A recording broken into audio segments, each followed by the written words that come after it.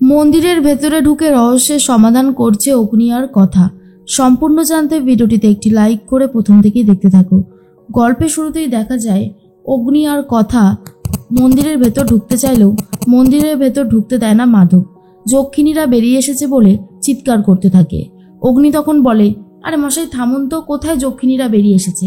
কি যে বলেন না, এদিকে চাপা ওরফে মান্ডবী, সে তো একেবারে চিৎকার করতে শুরু করে দেয় আর বলে, দেখুন ভালো হচ্ছে না, কিন্তু আপনারা কিন্তু এবার বড্ড বেশি বাড়াবাড়ি করছেন।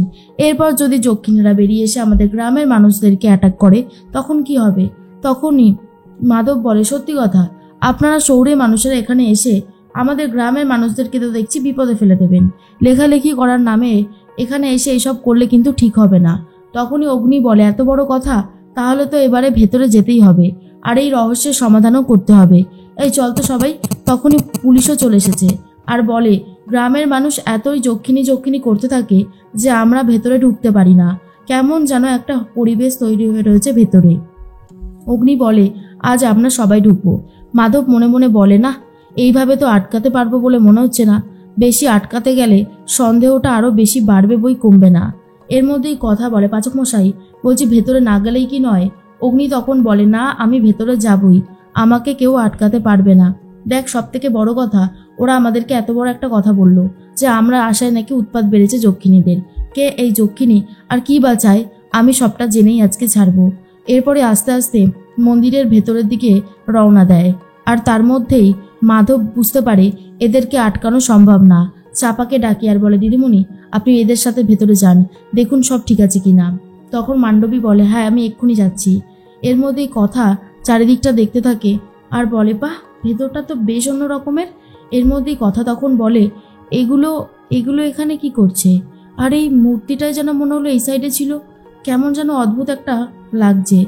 এদিকে জুনির মাথায় ঘুরতে থাকে সেই ভণ্ড বাবা আর কি বলল, আর ভণ্ড বাবাকে যে চেনা চেনা লাগছে সেটাও বুঝতে পেরে যায় জুনি।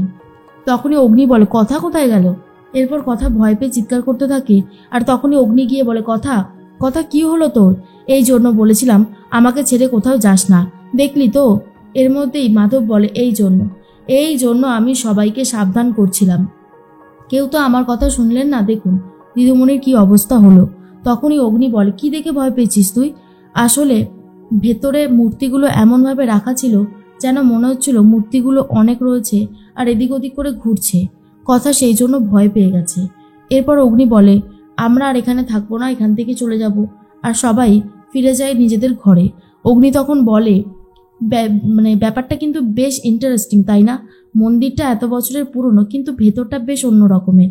আর তখন প্রত্যয় বলে, ঠিক কথা বলেছিস বিগ্র। ছোটকা তখন বলে, কথা তুমি ভয় পেয়ে গিয়েছিলে কেন? কথা বলে, আসলে ছোটকা একটা ব্যাপার রয়েছে, আমি এই মূর্তিটা ধরো চোখের সামনে দেখলাম, আবার যখন ঘুরছি আবার সেই একই মূর্তি দেখতে পাচ্ছি, কেমন যেন একটু অন্য রকমের লাগছিল। আর তখনই অগ্নি বলে, এসব চোখের ভুল ধারণা, এসব বলিস না তো, আউফাও কথা বলছিস তুই শুধু।